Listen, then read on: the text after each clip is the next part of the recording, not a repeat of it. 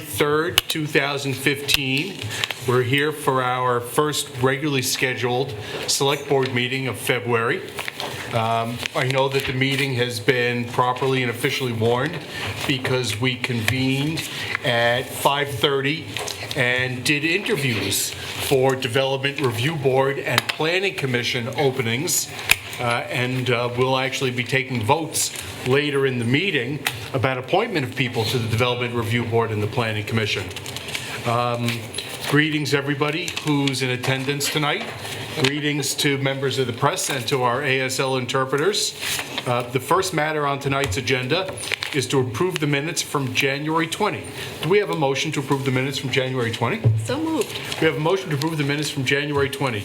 Is there any discussion, any comments or questions about those minutes? From anybody on the board or anybody who's in attendance? Hearing none. All those in favor of approving the minutes from January 20 as presented, please say aye. Aye. Aye. Anybody opposed or abstaining? That carries 5-0. The next matter on the agenda is chair's remarks. There are a number of things that I'd like to just notify everybody that's in process. First of all, we have begun the public rollout and presentation about our updated land use regulations, our updated zoning ordinance.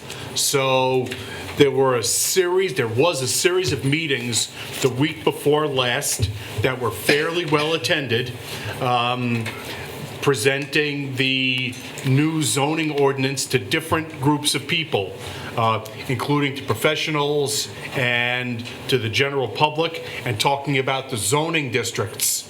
The process is going to continue unfolding. So on Thursday, February 5th at 11:30 at the Hampton Inn, 3:30 to 5:30 at the River Garden, and then 7 o'clock at the Marlboro Graduate Center. There's a series of events presenting and talking about the zoning ordinance. Also, on Friday at 11:30 in the morning at Brooks Memorial Library and 5:30 at Gallery Walk. There's going to be more discussion about the zoning ordinance. And then on Saturday at the Farmers Market from 10 to 2, there'll also be available somebody or people from the Planning Commission and the consultant to talk about the zoning ordinance. We encourage everybody to participate, to begin familiarizing themselves with the new zoning ordinance. We expect that there is going to be presentations to Select Board a couple of different times before we begin the process of formal approval. But there are important issues to be thought about. It really involves a balance between strict zoning guidelines and flexibility in land use. It's really a core question in how we deal with land use in the community, and we invite everybody to participate. Also, we're going to be scheduling a special meeting. I think the date has already been set for February 12th. So on Thursday, February 12th, 2 days from now, we're going to be having a special meeting. 1 week from 2 days from 1 week from 2 days from now. 9 days away.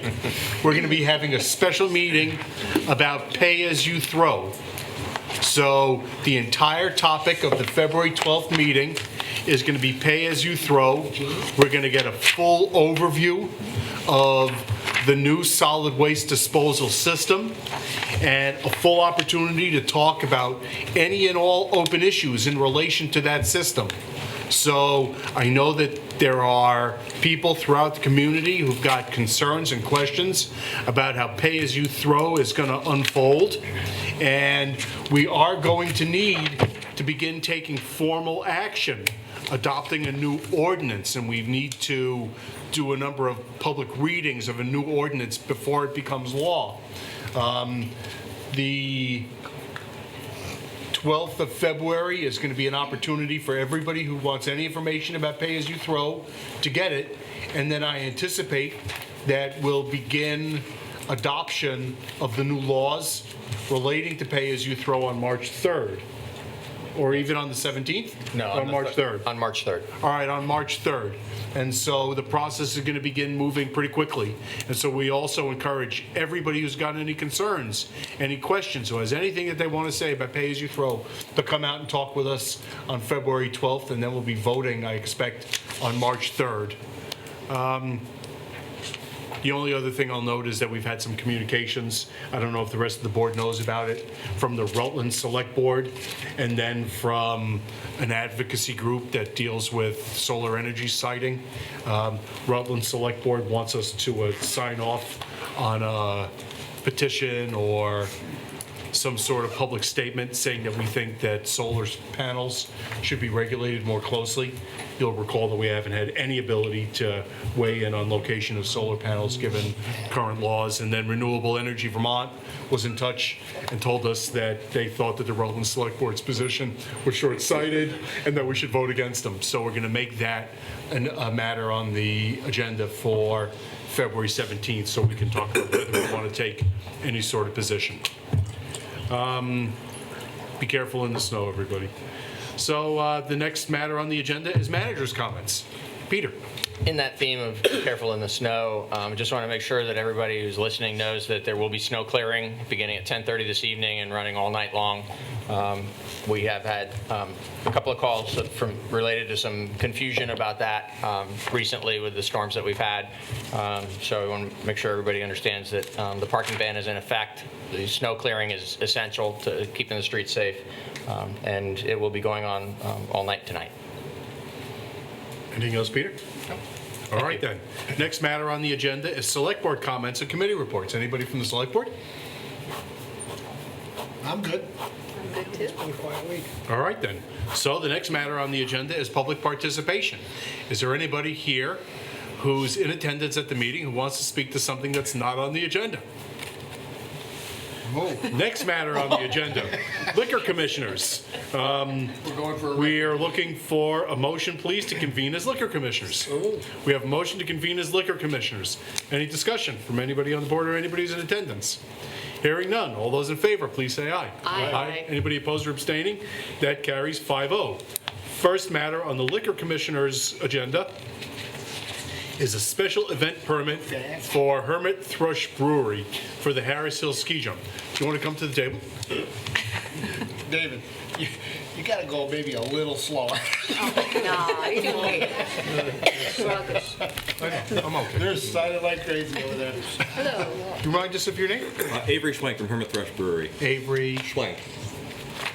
Schwenk? Schwang. All right, so Avery, just wanted to make sure. No problem. So it's not a bad time for you to get some free publicity for your newly opened Hermit Thrush Brewery.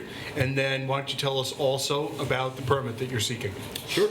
So, we've been asked this year by the Harris Hill to provide the beer at their beer tent this year.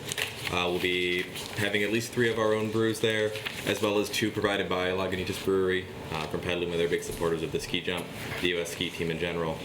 My understanding they've been there for many years. So we're very excited to be, the local supporter, have our beer on tap. We're looking to make it a happy, kid-friendly event, not necessarily in the beer tent, but just keeping in mind that it is a family event. So, serving responsibly and keeping the atmosphere positive.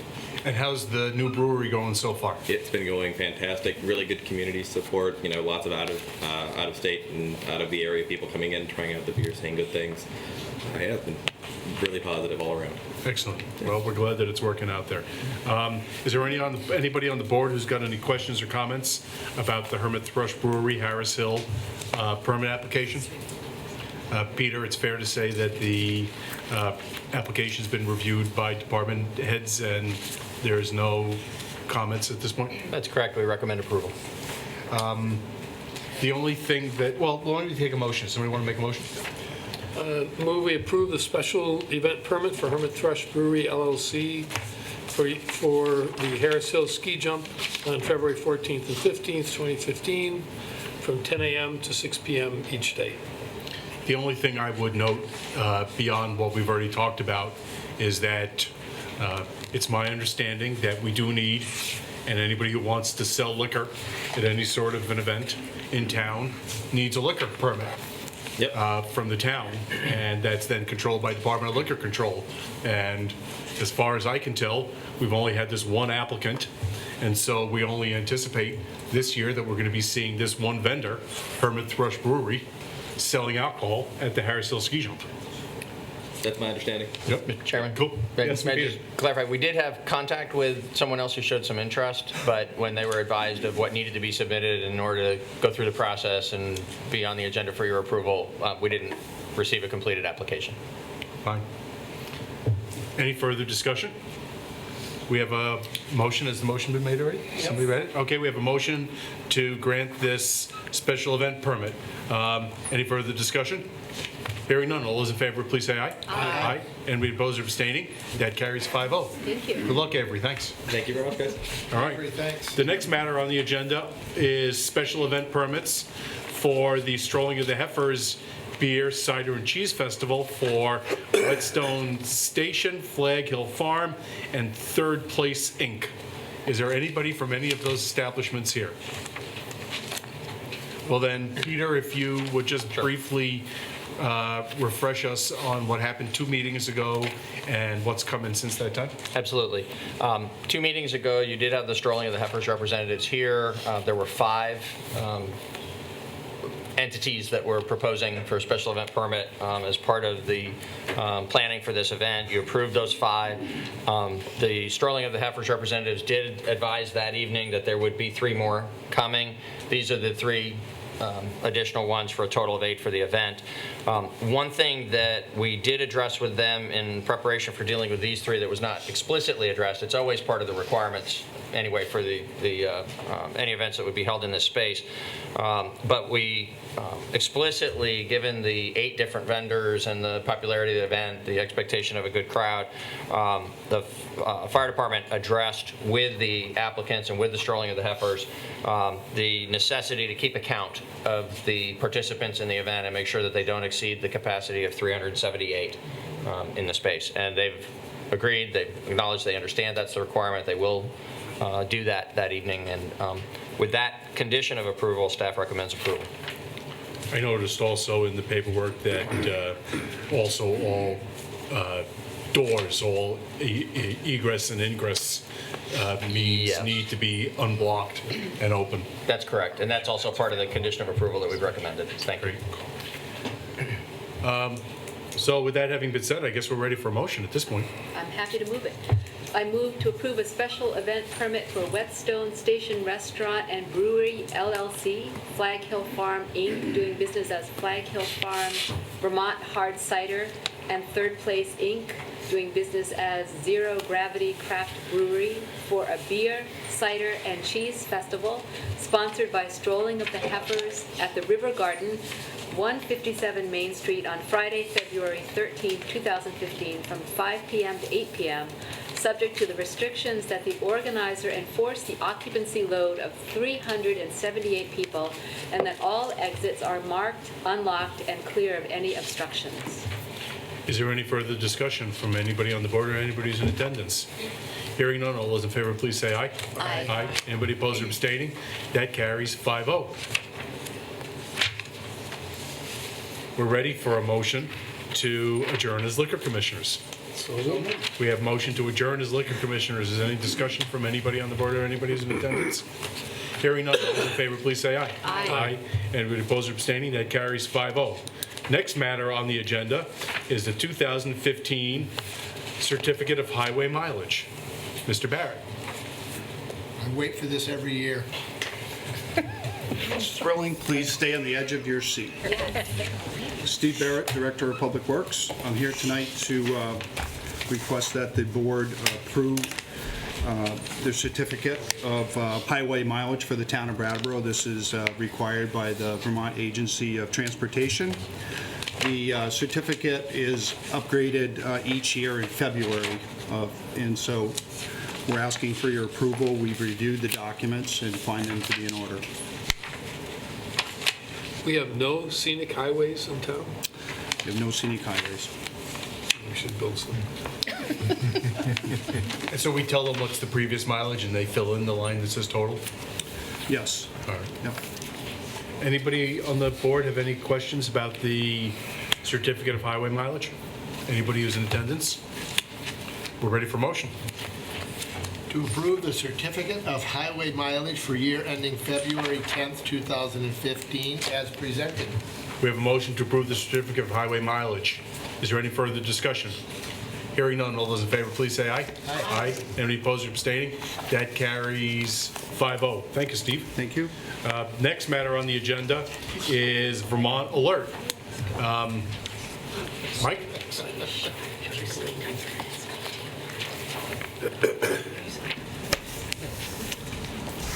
Good evening.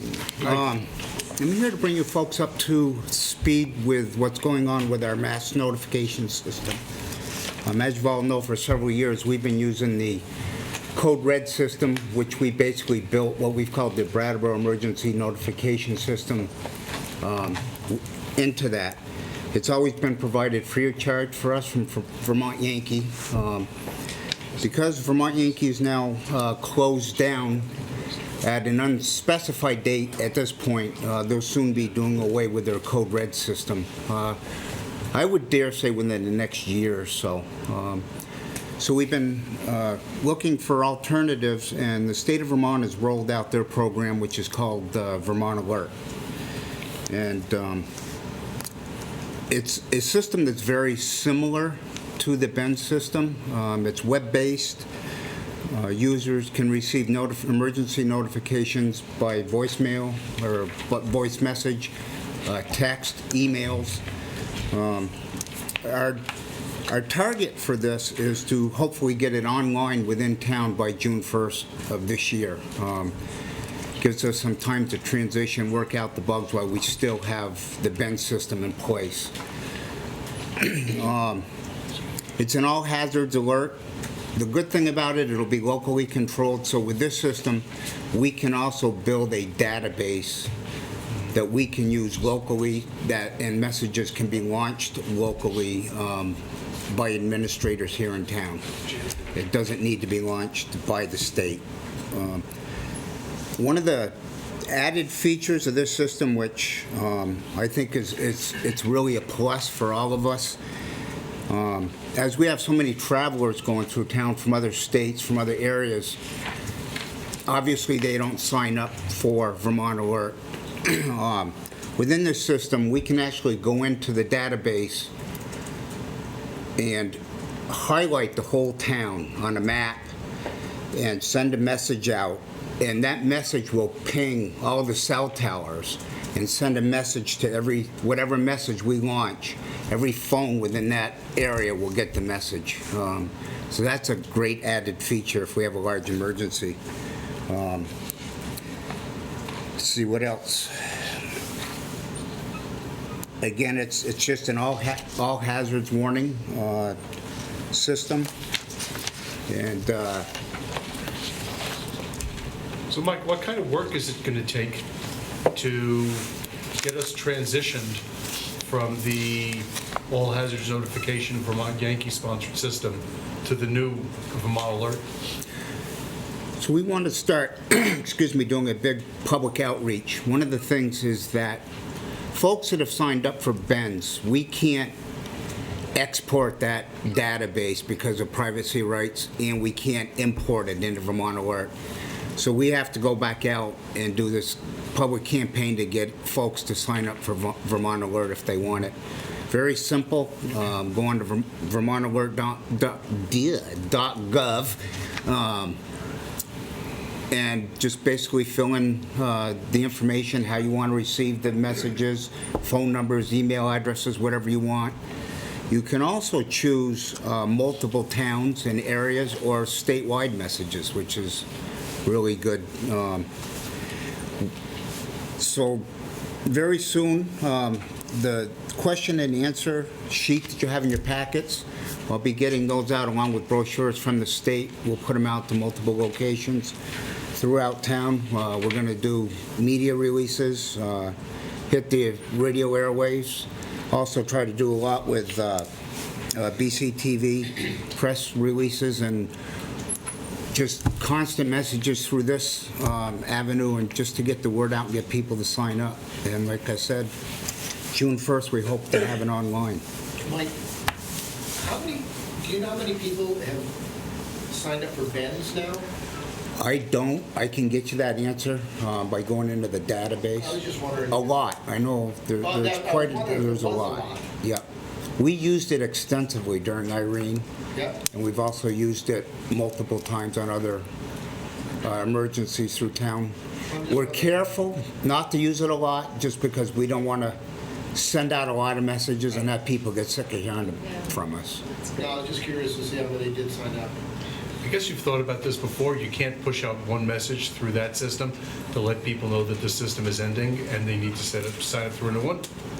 That's one of the implementation plans is to use Ben's to reach out to people that are signed up for it to get them swapped over. Good. The school districts sent this information out to parents, I think either end of last year or the beginning of this year, so it's already, the people are already signing up for it. Yes, You know. yep. And we use this in our school crisis plan. It's in the town's emergency operations plan. Just got to get people to go to the website And sign up, and it really truly is, it only takes a couple minutes to do, very easy.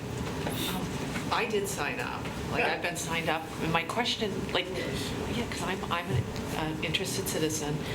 Like, when you folks, like, I'm signed up, and like, I push because I'm nosy, I did like Windham County. So you folks, like, you can get National Weather Service and all that kind of stuff. So you folks will be added to the list? I mean, how does that work? If you signed up for Windham County, the state pushes out the messages for the county.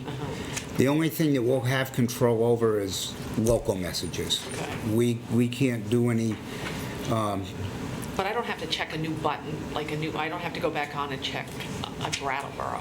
yes. Oh, I do, If okay. you want messages that we push out Okay. from Brat, yeah. Okay. You can pick Brattleboro, any of the state towns, Okay. Windham County. I'm not sure if you can go beyond Windham County. At that point, I think you have to go statewide messages. So anybody who's already, like, has signed up needs to go back on and specifically check Brattleboro? Yes, yeah. So then that raises a question for me. When will Brattleboro be available to sign up for on Vermont Alert? as soon as you sign up. You can do it right now, Right now? immediately. Yeah, 'cause there are all these so- options. All right, That so system you is didn't in do place. that yet. I went really wide because I wanted to know more. Yeah. All right. Yeah, The it's a system- statewide system that's functioning in Yeah. your place, and you go join and you're in, and that's the The process. Okay, system's so been- everybody is encouraged to go to vermontalert.gov and sign up for Brattleboro notifications. And you don't get, Right, and you don't get many. which is good. Mike, is there anything else you want to share? That's all I've got. Thank you. Any other We'll just be questions or starting comments? our public campaign here very soon. Excellent. All right, then. Thank you. Thanks for coming. So, the next matter on the agenda is to accept and appropriate a grant amendment for emergency radio equipment. Is that, Peter? Yeah. As you've seen in the backup materials for the benefit of the public, just summarize that the town is involved with this only because they need an agent. The folks who actually make this good work happen when there's emergency communications supplemental to the formal public safety communications or amateur radio operators, they're going to be the ones who actually use this equipment, but their organization is not recognized to actually receive the grant money. And so we'll receive the grant money, we'll own the equipment, and we'll lease the equipment to the folks who are actually going to make good use of it. And the paperwork has all been either prepared by, in some cases, or approved by, in other cases, Town Attorney Fisher. So it's all in order for your approval. Can you give us a little bit more broadly what type of supplemental notification system this is? I'll turn to Patrick for that. Thank you, Peter. Thank you. So just as Peter mentioned, the state reached out to us seeking our assistance to support the West River Radio Club in their work as part of the RACES network. And the RACES network is a network of, I believe, shortwave radio operators that supplement traditional communication between local EOCs such as Brattleboro's and the state EOC during either natural disasters or during any sort of radiological emergency response activities or training activities. So just as we will have somebody downstairs in the EOC in direct communication with the state EOC, there'll be a redundant communication pathway via shortwave radio, and that service is provided by, in this area, by the West River Radio Club as part of the RACES network. Excellent. Any questions? Anybody in attendance have any questions? We're ready for a motion.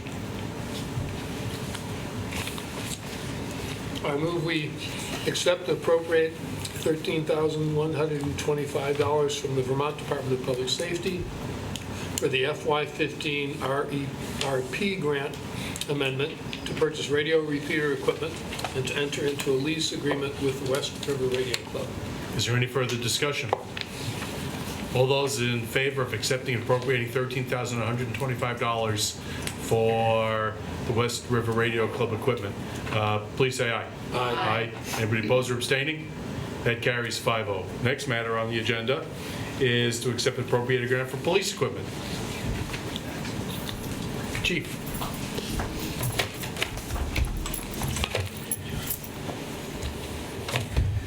Good evening. Aye.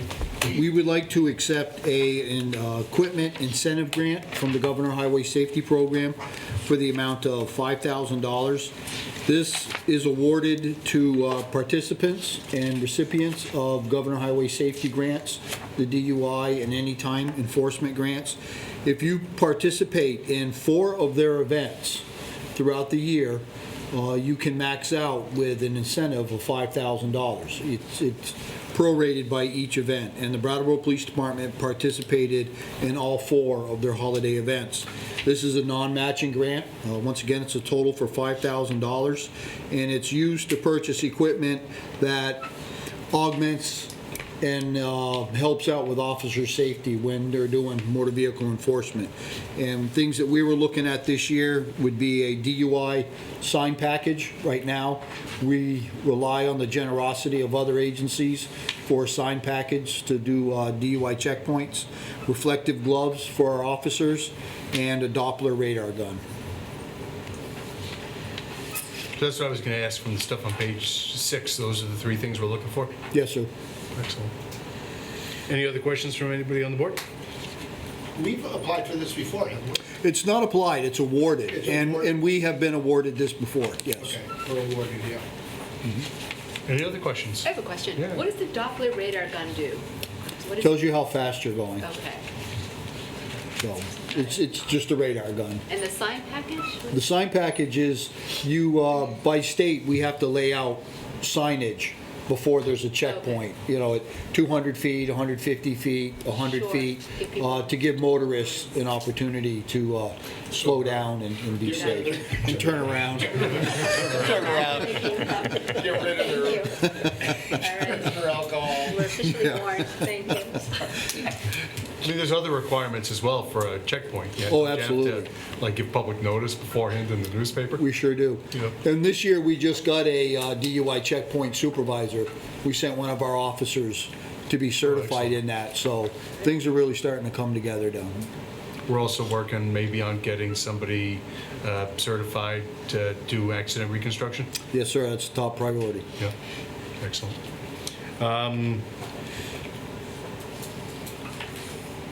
Is there any further discussion? I guess we're ready for a motion. I move to accept and appropriate $5,000 from the Vermont Department of Public Safety Governor's Highway Safety Program for the 2015 Equipment Incentives Grant. We have a motion. Is there any further discussion? Did I hear maybe that there's new detectives? Yes, you did. Is that public knowledge? It's not public knowledge. We Well, I mean, you can't give us the names yet. we won't give names, but there's 2 people that we're strongly looking at, and hopefully we'll have that in place soon. Excellent. Well, there might be new detectives on board soon. We'll strike that from the video. Don't tell anybody. No, that's okay. I didn't mention names. That's why I asked it that way. Is there any further discussion? That'd be something I would say. Hearing none. All those in favor, please say aye. Aye. Anybody opposed or abstaining? That carries 5-0. Thank you, sir. Thank you. Next matter on the agenda is grant application for the Main Street Sidewalk Project. This would really cut these. Yeah. Well, we already had the money. Steve Barrett, Director of Public Works. Hannah O'Connell, Highway Utility Superintendent. Hannah and I are here tonight to talk about a downtown transportation grant, and Hannah's going to give just a brief history of what this project's about, so the board understands kind of where we've been and where we're going and what we're looking at. Hannah? Over 5 years ago in 2009, which was a little while before I started, the town started planning towards doing some large-scale improvements to the east side of Main Street sidewalks from the Gilbert Memorial Bridge up to just a little bit past Walnut Street. And as they started investigating funding, one of the funding sources available was through the Vermont Downtown Program. The section of sidewalk from Gilbert Memorial Bridge up to the Elliott and Main Street intersection was selected to be funded by this program. We were awarded the grant in 2010, and unfortunately, due to the complexity of the project and some of the right-of-ways were a little bit difficult to obtain, the grant actually expired in the amount of time that we've taken to construct it. Fortunately, we are moving forward with construction this year. We're going to be putting it out to bid in April, provided that everything's still going along smoothly and we don't anticipate any issues with that. We're currently in the 100% design phase. Steve, turn it to you. So with that, again, this is a downtown transportation fund grant. It's through the Agency of Commerce and Community Development, and we're asking for this money to supplement the funding of the Main Street project. And again, this is from the Kyle Memorial Bridge at Lower Main Street and Elliott Street in Maine. The project as a whole goes from Kyle Gilbert all the way up to Walnut Street, and this is all on the easterly side of Main Street. But for the purposes of this particular grant, this is to supplement funding from Kyle Memorial Bridge to Elliott Street in Maine. And this is, we had already had, as Hannah has explained, the funds. So now we're requesting $50,000. And with that, we recommend that $47,000, of course, this is a match, so there's $50,000 we're asking for the grant, and we're matching it with town funds with $50,000. And what we're asking is, or recommending to the board, is that we take $47,500 of the match of the funds. It was previously approved for this purpose within the capital fund, and the remaining $2,500 of the match be assigned from the sidewalk account within the capital fund. That's the mechanism in which we request also in this motion to fund this project. Can I ask a question? Of course. I seem to recall like 3 years ago there being some correspondence we received from the state questioning whether we were in compliance with the grant agreement and whether we had gone forward with this project. Is this that grant? This is that grant. And so it sounds like we applied for and got the grant, and it was renewed from year to year to year, but we never got around to doing the east side of Main Street project. Right. And so now the prior grant has expired. That was pulled back. They said, okay, the time has expired on that. We're going to pull that, but you still are eligible, if you wish, to apply again. And they strongly encouraged us to reapply. So we're hopeful that we'll get the money and that we won't have to dip into more municipal funds in order to finish the entirety of the east side of Main Street project. That's right. What happens if we don't get this grant money? Do we have the money in the budget to do the full project anyway? Yes. We have enough funding with the approved bond. And actually, Hannah, you can go over this. There's money that was approved for the town's portion of the funding, along with capital funds that we had set aside. So Hannah, maybe you can just run over those numbers quickly. Try to go through this briefly. We have a transportation enhancement grant through the Vermont Agency of Transportation. The total amount for that is $300,000 with a $75,000 town match. That match was funded through a bond that was taken out for the project. And then the Downtown Transportation Fund grant. The approximate cost estimated for the entire project is about $485,000. And the amount of funding that we have is close to 700. But what this particular grant would do is offset the town's commitment. So it's to reduce ours, and then we would not need the full amount of the bond because we've got grant money to supplement the gap. Excellent. I know we don't do these projects often, but does it take 7 years to go from start to finish on? A lot of these projects. It doesn't seem, I mean, if you think about it, it's not that much sidewalk if you just look at it, but. Look at all the different private Oh, I know, but property you go it's across. still town property, isn't it? That's still town This one's property. pretty complicated, though, and you take the right-of-way was quite a challenge itself. You look at all those buildings and the age of the buildings, and as you recall, when we did the right-of-way for the Main Street project with the traffic lights, Right.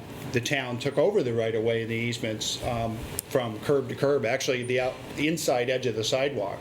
Because these sidewalks are touching most of the buildings, we had to go back and get easements. And that alone can take sometimes up to 2 years.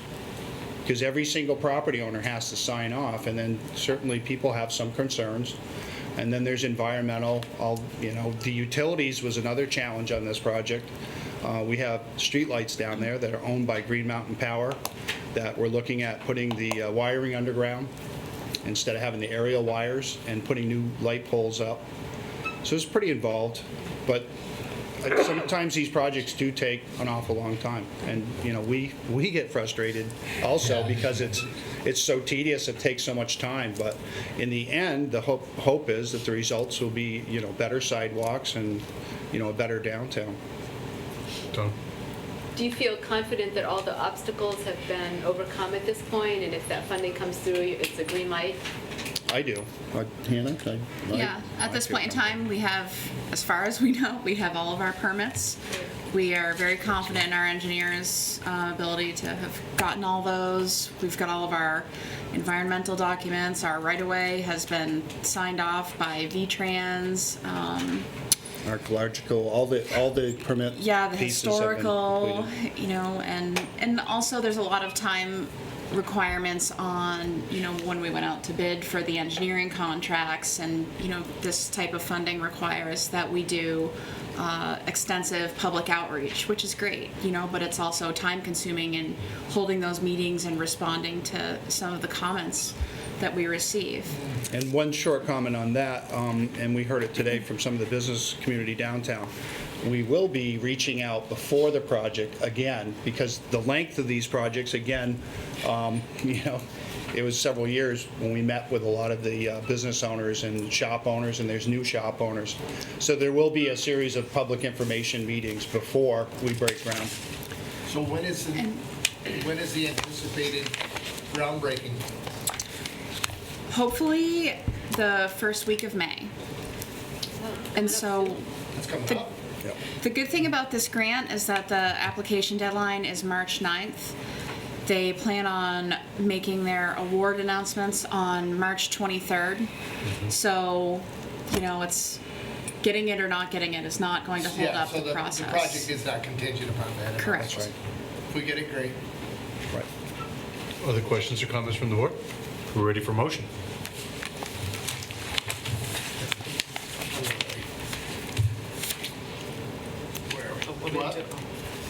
You want to go? No, you. Okay, I move to authorize submittal of an application for downtown transportation grant in the amount of $50,000 from the Vermont Agency of Commerce and Community Development for the Main Street Sidewalk Project, and to authorize a town match of $50,000. The town's matching funds will include $47,500 previously authorized for this purpose within the capital fund and an additional $2,500 assigned from the sidewalks account within the capital fund. Is there any further discussion? Can't figure it out. Ms. Montgomery? Just a quick question. Can you explain how the improvements will, what is the project intending to do? I've never really gotten that. We're going to be replacing some of the worst sections of sidewalks. We're going to be replacing some of the trees. There'll be some streetscaping features, planters, some sitting cubes. We're going to be installing some underground conduit for future use. We're working with Green Mountain Power to replace the existing street lights, not the traffic lights, the street lights. What else am I missing? All the Steve? ADA ramps will be compliant. Also, there'll be some streetscape. There is money in the budget also for some benches and other amenities. Bike racks are included, which is a big thing that we've been lacking downtown. Yeah.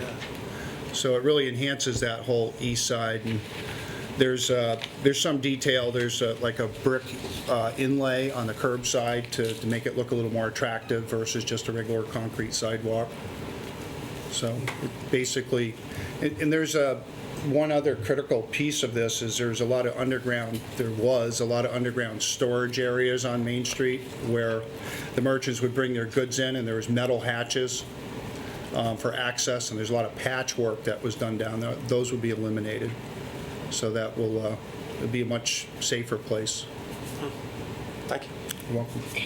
Hannah, you mentioned just one quick thing. You said some sidewalk will be replaced. It's not all going to be replaced? Some of the sidewalk was replaced and during the for Main the- Street project, and Oh, we right, just didn't, okay. we felt that it's new. No, that's fine. Yep. And there's some saw cutting that would take place to put this other feature in with the bricks on the Right. curbside, so it can match up with the newer sidewalk.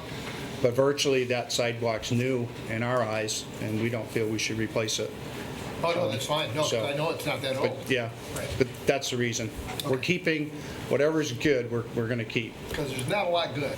Right, but there are those sections that we did, and a lot of the ramps that we did were, they're new Right. during the upgrade of the traffic lights, so we're going to keep those elements there.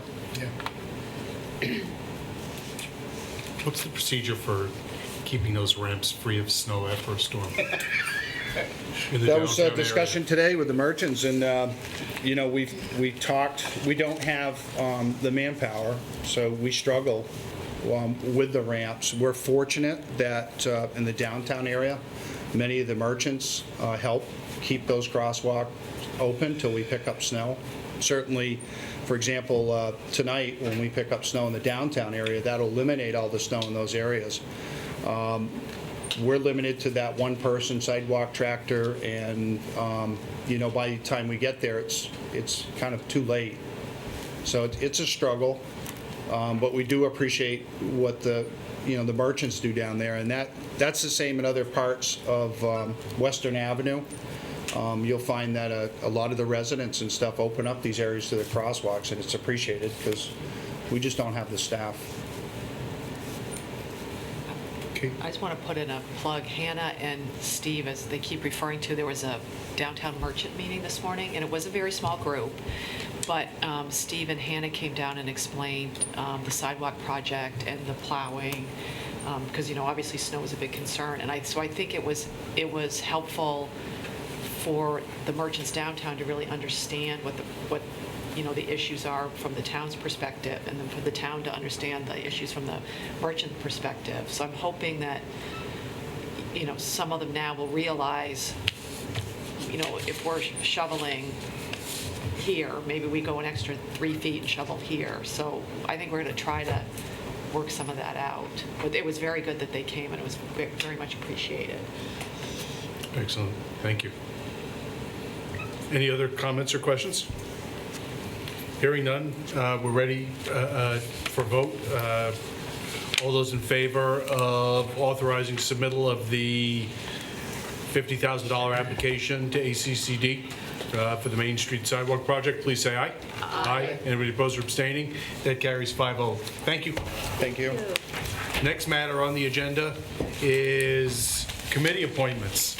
So I'm going to go through the list of candidates and positions they're applying for, and we'll vote. So we have an two openings on the Conservation Commission, and we have one application from Drew Adam. Does anybody want to nominate Mr. Adam? I will nominate Mr. Adam. All right, we have a nomination of Drew Adam for a seat on the Conservation Commission. Are there any further nominations? Hearing no further nominations, all those in favor of appointing Drew Adam to the Conservation Commission, please say aye. Aye. Anybody opposed or abstaining? That carries 5-0. Actually, I don't even need to say opposed or abstaining. Carries 5-0. I'm going to skip around. We have two openings for fence viewer, and Mr. Kipp and Mr. Madden want to do it together. Do we have any nominations for fence viewer? I will nominate Tim Kipp.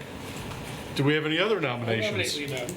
We have two nominations of Tim Kipp and Lee Madden. Are there any other nominations for fence viewer? All those in favor of Tim Kipp for fence viewer, please say aye. Aye. All those in favor of Lee Madden for fence viewer, please say aye. Aye. Those two people are picked as fence viewers, Tim Kipp and Lee Madden. We have one opening for the lumber, shingles, and wood inspector, and we have interest expressed by Chris Grotke. Anybody want to make any nominations? I nominate Chris Grotke. Any further nominations? All those in favor of Chris Grotke being the inspector of lumber, shingles, and wood, please say aye. Aye. Aye. Anybody opposed? That carries 5-0. Next one, Recreation and Parks Board. We have two spots and one expression of interest by Christina Aldrich. Anybody want to make a nomination? I nominate Christina Aldridge. Christina Aldrich is nominated for Recreation and Parks Board. Are there any further nominations? Hearing none, all those in favor of Christina Aldrich being on the Parks and Recs Board, please say aye. Aye. Anybody opposed? Well, I'm not saying that. All right, so Christina is picked for the Recreation and Parks Board. Next, we have 3 open slots for the Planning Commission.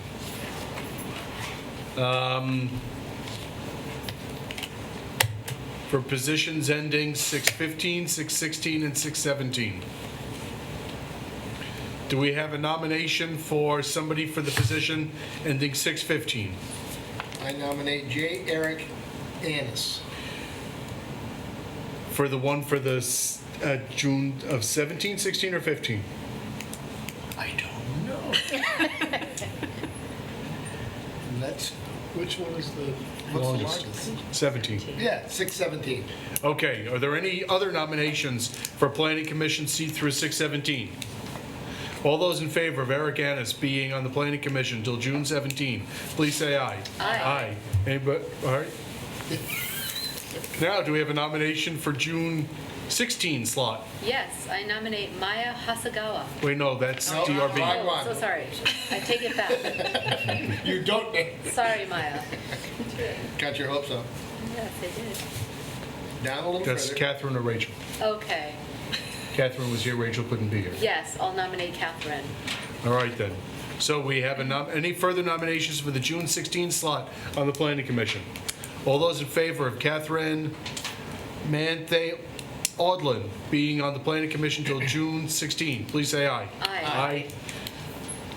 There being no other nominations, Ms. Manthe Audlin is on the Planning Commission till June 16. Excellent. And then, do we have a nomination for the June 15 slot? Nominate Rachel Zamor.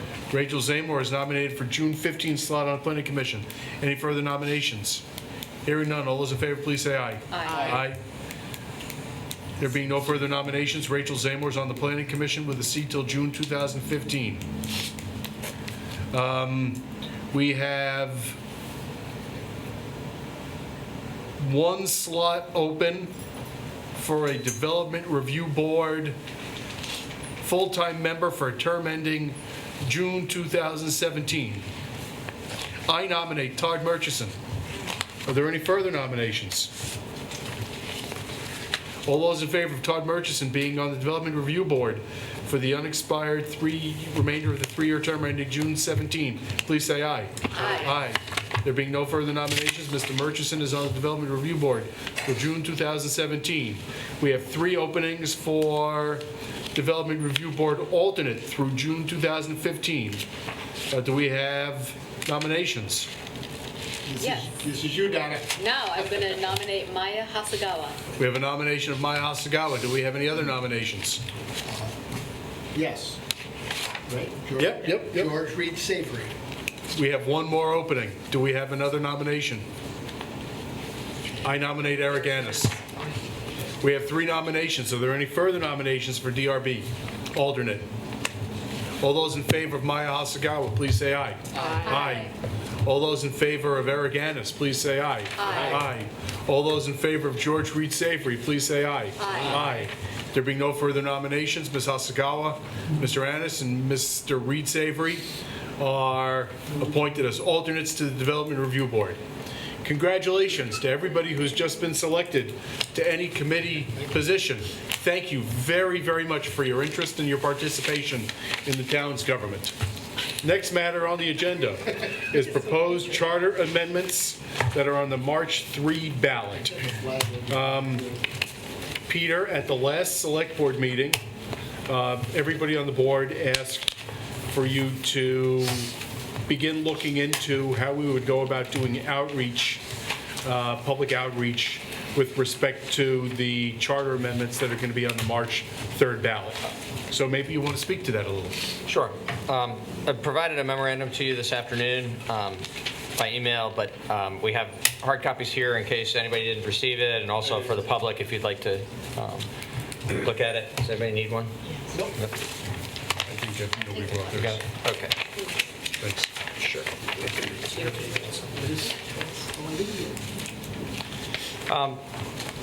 What the memorandum indicates is it just reminds you of concerns that have been previously raised regarding the youth vote in the November election day.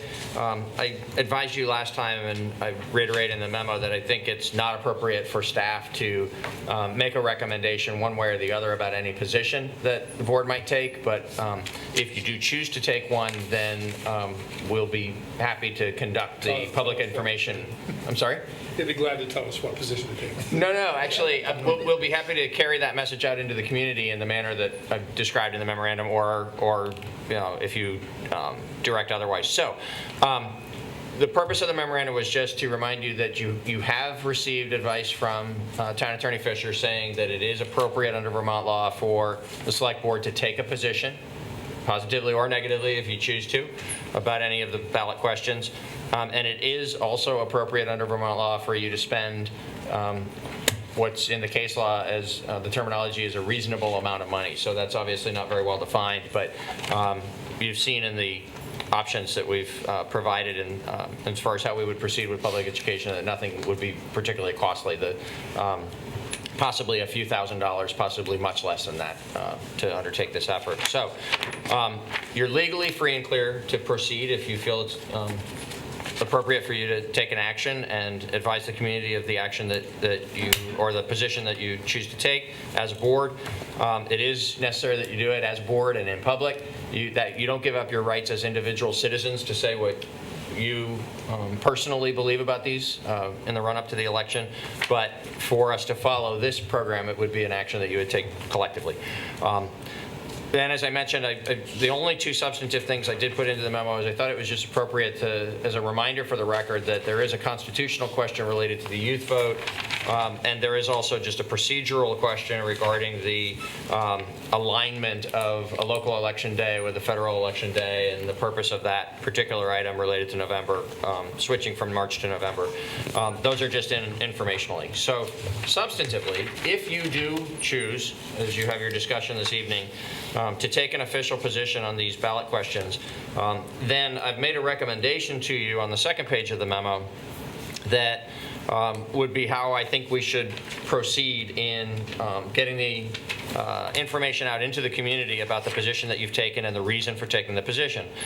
It would begin with the preparation. Staff would prepare for your review for the February 12th meeting, and I'll explain why the February 12th in just a moment. But between now and the February 12th meeting, we would prepare draft materials that would express the message to the community that from whatever direction you may give us tonight. The reason for February 12th is that's just about the timing of when we expect to receive the ballots and have early voting for the March 3rd election begin. So the timing is good at that point to get the public information out. I think waiting until February 17th, regular select board meeting, would cause us to be playing some catch up in terms of public information. So we would bring the draft materials to the 12th. You would either approve them or revise them and tell us how you wish to proceed, give us final direction on proceeding with the public information. My suggestion is that that include posting the material on the town's website, but also sending the material to the Reformer, the Commons, and iBrattleboro to get it distributed into the community through those means. And additional to that, if you wish, we could work with the radio stations. I'm sure that they would be pleased to conduct interviews or even call-in programming with the chair or the member of the board or myself, whoever you might deem appropriate to go and carry the message onto the radio airwaves. And finally, all of that is essentially free. It takes our time, but it doesn't take any of the taxpayers' money. But if you did want to ensure reaching every household in town, we've received a price on what, if we take care of the preparation of the materials and we stuff the envelopes and we take the envelopes to a mailing service, what it would cost to ensure that that gets distributed to 8,182 addresses in the town. And it would be the combined cost of that service and the materials that we'd need to purchase in order to prepare this would be approximately $2,600. So if you wanted to not just do outreach into the community, but actually ensure that every household will receive the message, then that would be, you'd also want to appropriate $2,600 or authorize me to spend $2,600 for that purpose. Thank you, that's helpful. It is helpful.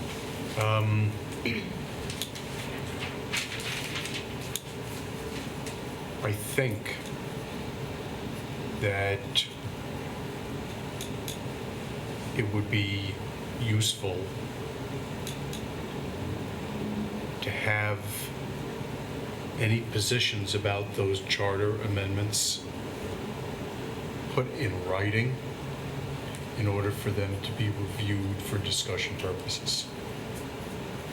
And I understand that you contemplated as part of this timeline that we would discuss tonight, those positions, and then they would be written up in anticipation of decision on the 12th.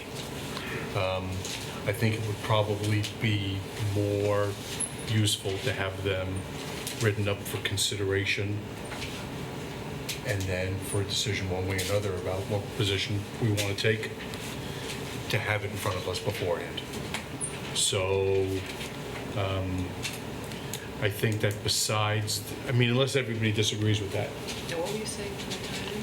Well, I missed the I last think we can still achieve decision by the 12th, which is a matter of my participating with staff and getting something written by the 12th and distributed in the select board materials by the 12th, so that we can then discuss them on the 12th and vote about whether we want to take these positions, and if so, how we want to communicate that information. I So- strongly agree with your proposal that it be in writing. Right? I mean, I've twice articulated various concerns, and other people have articulated concerns, but we haven't gone point by point yet through those items and written out what concerns there might be about the impact on town government. So I think that I will take on the responsibility, if everybody thinks that that would be useful, of working with the town manager, with any impacted department heads, in order to have some proposed written materials for distribution before the select board meeting on the 12th of February. And we'll have to have that as a second item on the agenda. So we'll do pay as you throw and then position on the chart.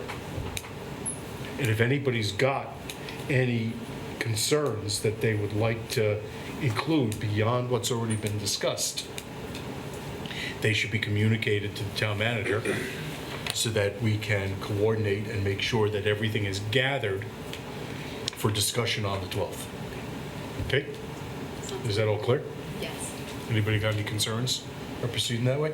The only concern I have is that if there is a conflict with the Waste Management District Board, I may not be able to attend the meeting. I think on the 12th, that's the meeting that Jan just sent around information about. Yes. And I think everybody responded. I hope you can And I attend. responded that I might not be available. Right, yeah. Was that right? That is correct.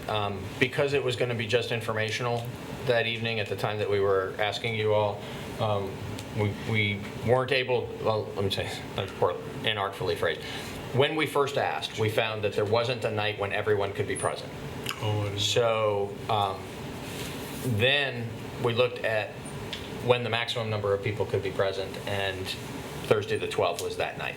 You can't make it either. But then, right, so we knew that Donna was not going to be able to make it, but at least 4 of you would be able to be here. But then we also understood that Dave might not be able to make it, depending on what happens with the solid waste district meeting that evening. What had to be weighed at that point, and we can change off of this if you choose to as a board, but what had to be weighed at that point was including the pay-as-you-throw discussion on the agenda for the 17th, in which case Donna still would not be able to be present for that, but Dave would be sure that he would be here. Or to go ahead with the plan to have a separate informational meeting on the 12th about pay-as-you-throw, followed by action on the 3rd, when all 5 of you will be present. Because it was intended to be just an informational meeting, that seemed to us to be the best approach. That's how we proceeded. You can change off of that this evening if you think we should. Well, no, what we'll do is this. I will talk with Dave and Donna about their availability and make sure that whatever written materials are going to be prepared are to you in enough time so that you can express whatever positions you have, and we'll then communicate those positions through on your behalf, given that this meeting is set for the 12th. But it sounds like you're not going to be there, and you may not be there. Okay. Yeah. Just want All to right. point out that all 3 will have to agree to anything you vote on, because you have to have 3 votes to pass. Well, there you go. There you go. So, And that we'll want to know what you have to say yeah, anyway. so 'cause if things might there's not get resolved because of that. right, and if there's substantial disagreement about any of them, then we probably should, deal with the language anyway. We'll work with you about the language before you are unavailable. All right. That work out for everybody? And is that? Sounds good. Worst comes to worst, and you we'll just can do it get on the stuff out 17th. Fairly early, so we can see it. Great. Yeah, right. We'll talk about availability, like I say. Is there any further discussion about that charter-related issue? All right, then. We're ready for somebody to read the calendar. Oh, no, it's not. You're not. You got H, schedule the informational town Oh, meeting. we have to schedule the informational meeting. Thank you, He's got Mr. Clerk, for keeping me honest. Let me just point out that Wednesday, March 11th is the second Wednesday of the month, which means I'll be located for the Vermont School Board Association board meeting.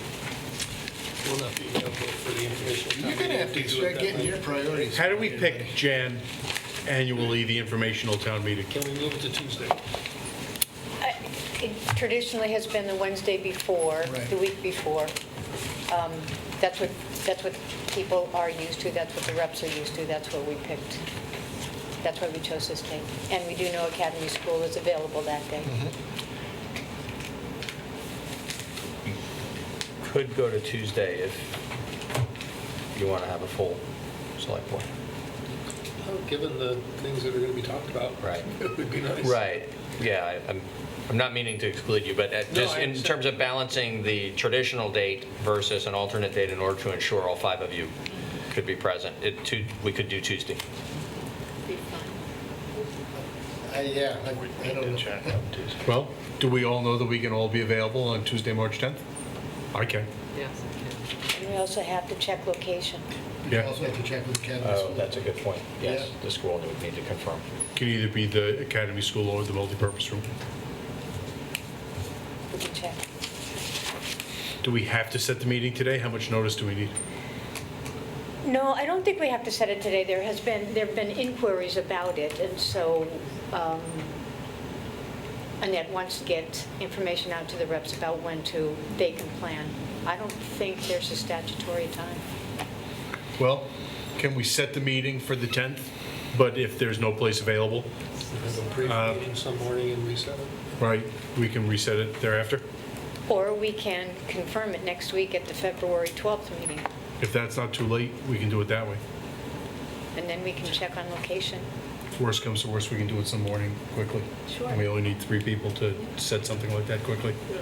All right, so we've heard concern that Mr. Scholes can't be available on the 11th, and so we're going to be shooting to set the informational meeting for Tuesday, March 10th, with the schedule as announced, and we will also have that on the agenda for the February 12th meeting. But if there's any time frame, statutory time frame that needs to be met, then we will notice a meeting on short notice. A short notice meeting. Sure. Well, yes, sir. Is there any further discussion about the setting the informational meeting? No? Ready for the calendar? All right, I'll read the calendar. On Wednesday, February 4th at 6:30 PM, the Board of Civil Authority will meet in the Hannah Cosman Meeting Room. On Thursday, February 5th at 11:30, the Planning Commission Draft Land Use Regulation Outreach will meet in the Drop-In Cafe at the Hampton Inn on Putney Road. Thursday, February 5th, 3:30, the Planning Commission Draft Land Use Regulation Outreach will meet once again at the River Garden on Main Street. And at 7 PM, the Planning Commission Draft Land Use Regulation Outreach presentation will occur at the Marlborough Graduate Center, Room 2E. On Friday, February 6th at 11:30 a.m., the Planning Commission Draft Land Use Regulation Outreach will meet at the Drop-In Cafe at Brooks Memorial Library. And 5:30 p.m., once again, the Planning Commission Draft Land Use Regulation Outreach will meet at Gallery Walk on Main Street. On February 7th at 10 a.m., the Planning Commission Draft Land Use Regulation Outreach will meet at the Farmers Market. And on Monday, February 9th at 6 p.m., the Rec and Parks Board meeting will occur at the Gibson-Aiken Center. On Tuesday, February 10th, the Arts Committee will meet at 4 p.m. in the Hannah Cosman Meeting Room. And at 7 p.m., the Tree Advisory Committee will meet in the Hannah Cosman Meeting Room. On Friday, February 13th, 10 a.m., the ADA Advisory Committee will meet at the Marlborough College Graduate Center VCIL Conference Room. On Monday, February 16th, 8 a.m., town offices are closed in observance of President's Day. And on Tuesday, February 17th, the Select Board will be back here at 6:15 p.m. for our regularly scheduled Select Board meeting here in the Select Board meeting room. There being no further business before the board, we're ready for a motion to adjourn. So moved. We have a motion to adjourn. Any discussion? Hearing none. All those in favor, please say aye. Aye. Aye. Anybody opposed or abstaining? That carries 5-0. Thank you, members of the press. Thank you, members of the Select Board. Thank you, everybody who was in attendance and who's been watching on TV. Thank you, ASL interpreters. Have a good night. Stay safe in the snow.